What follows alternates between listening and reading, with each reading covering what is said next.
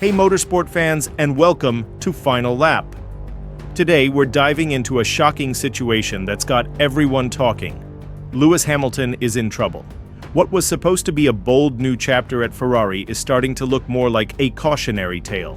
While Charles Leclerc is thriving in the SF25, delivering consistent performances and even claiming he's never felt more comfortable in a Ferrari, Hamilton is clearly struggling.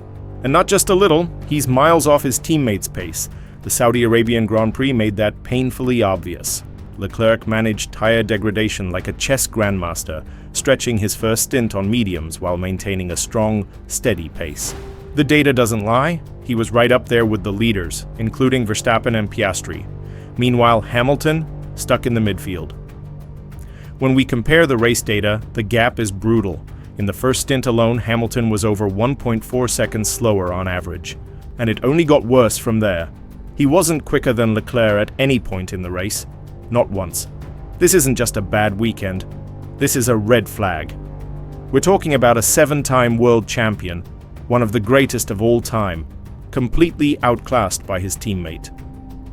Ferrari didn't bring Hamilton on board just for brand value. They expected performance, leadership, results. Instead, they're watching him flounder in a car he clearly doesn't understand. Sure, we've heard the usual talk. He needs time, different driving styles, new environment. But how long does that excuse hold up? After the race, Hamilton himself admitted he's never felt comfortable in the car. He even said he had no idea why he was so off the pace. And if Leclerc is bagging podiums in the same machine, then maybe the car isn't the problem.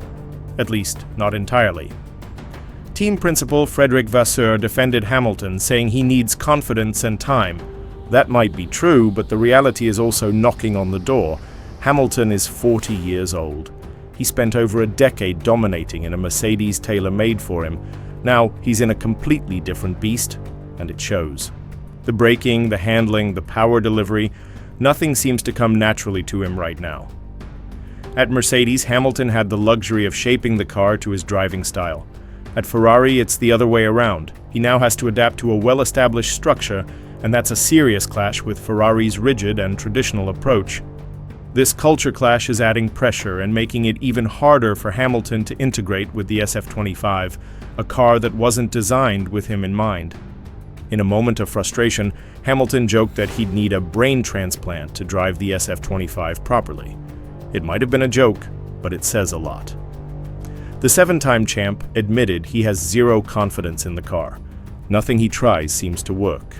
That's not just a punchline, that's a window into the mental battle he's fighting right now, and here's where it gets serious. Hamilton's not taking a break, no vacation for him. He canceled all his plans and stayed in Maranello to work closely with the team, dive into the data, and spend long hours in the simulator.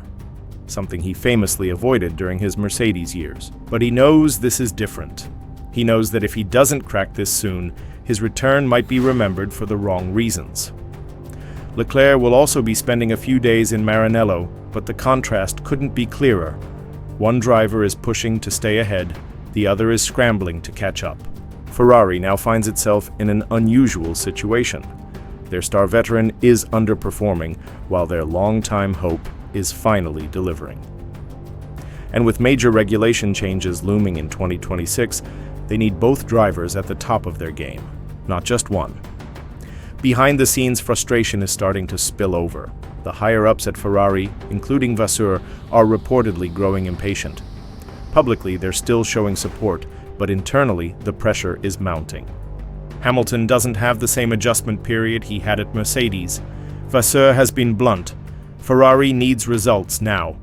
Every disappointing weekend turns up the heat, and patience, already thin, is wearing out fast. There's hope that the upcoming races, especially Miami, could be a turning point for Hamilton, but Leclerc is locking in, and the intra-team battle is very much alive.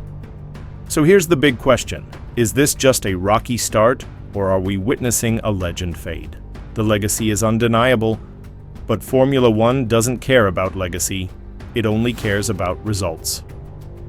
If you love honest F1 analysis, behind-the-scenes insight, and a no-BS look at what's really happening in the paddock, make sure to subscribe to Final Lap and hit the bell so you don't miss a single episode this season. See you in the next one.